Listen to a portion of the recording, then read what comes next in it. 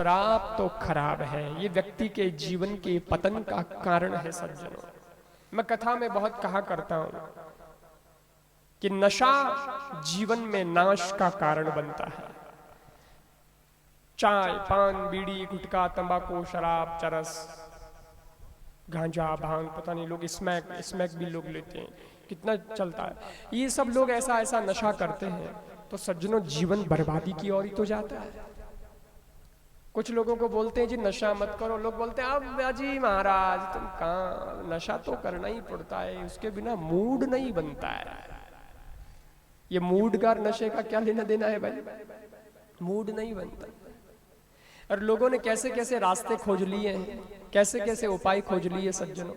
मैं निवेदन करता हूं युवाओं से भी कि आप इतना जरूर करिएगा, इतना जरूर करिएगा कि आपकी जिंदगी तो अभी पड़ी है, हमें तो बहुत कुछ आगे जाना है, बहुत कुछ करना है, देश को बहुत कुछ देना है, देश को विकास की ओर हमें ही तो ले जाना है। युवा ही ले जा सकता है, बूढ़ों से तो हम क्या उम्मीद करेंगे। और बूढ़े अगर हैं ठीक है नहीं छोड़ पा रहे हैं, उनकी एक लत पड़ गई, चलो छोड़ो, लेकिन युवाओं से कहता हूं आप तो कम से कम गलत रास्ते पर मत जाओ। एक ही तर्क देता हूं, बाइक किसके पास में है, मोटरसाइकिल, लोग तो फोर व्हीलर रखते हैं आजकल, लेकिन बाइक भी रखनी पड़ती है ना। तो मोटरसाइकिल चाहे हीरो होंडा की हो, चाहे किसी भी कंपनी की हो, लेकिन उस मोटरसाइकिल के अंदर आदमी ऊपर बैठता है सीट पे और पेट्रोल पंप पे जाता है तेल भरवाने के लिए।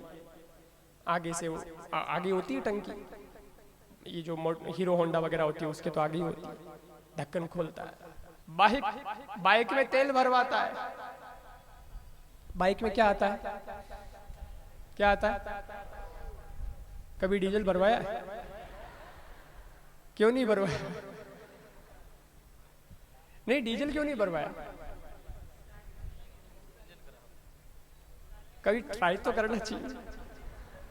लेकिन सबको डर है कि अगर सस्ते के चक्कर में आ गए, पेट्रोल महंगा होता है ना और डीजल थोड़ा सस्ता होता है, पेट्रोल से सस्ता होता है, तो बोले सस्ते के चक्कर में कहीं डीजल भरवा दिया तो इंजन खराब हो जाएगा, और इस 100, 200, 500 रुपए के फायदे में 20,000 का चूना लग जाएगा, गाड़ी का इंजन खराब हो जाएगा तो लग जाएगा।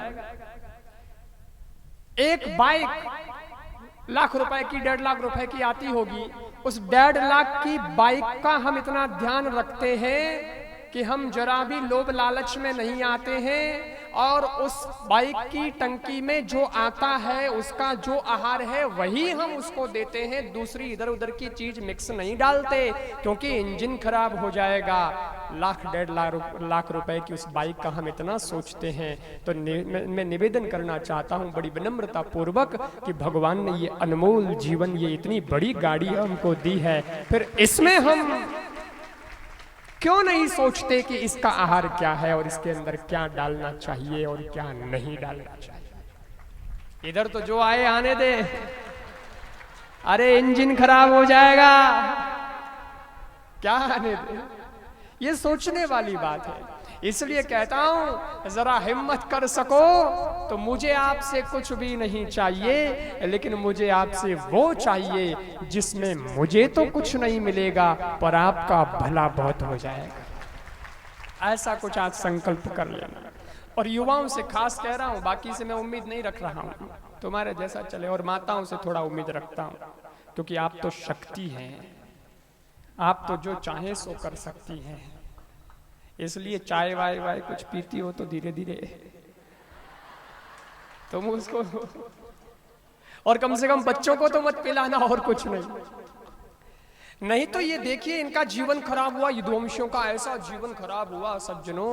एक यूनानी तत्ववेता था डायोजनीस, उसका नाम था, यूनान का था, बड़ा दार्शनिक था। एक सेठ ने पार्टी पे आमंत्रित किया, उसको कोई काम था, तो एक बड़ा फंक्शन हुआ, उसमें सब लोगों को बुलाया, बड़े बड़े लोगों को बुलाया, उस यूनानी तत्ववेता को भी बुलाया, बड़ा उसका नाम था। सेठ ने सबको कुछ कुछ गिफ्ट दिया, तो इस यूनानी तत्ववेता का नंबर आया तो उसको भी कुछ गिफ्ट दिया, और बड़ी महंगी महंगी चीजें। लेकिन उस दार्शनिक को क्या दिया, सबसे महंगी जो शराब की बोतल थी उस वक्त की, वो उसको गिफ्ट में दी। बोले मैं आपके लिए लेकर के आया हूँ। तत्ववेता दार्शनिक था, बड़ा पढ़ा लिखा और समझदार आदमी था। उसने दारू की बोतल हाथ में ली और उसका ढक्कन खोला और बोतल को उलट दिया, पूरी शराब मिट्टी में गिर गई।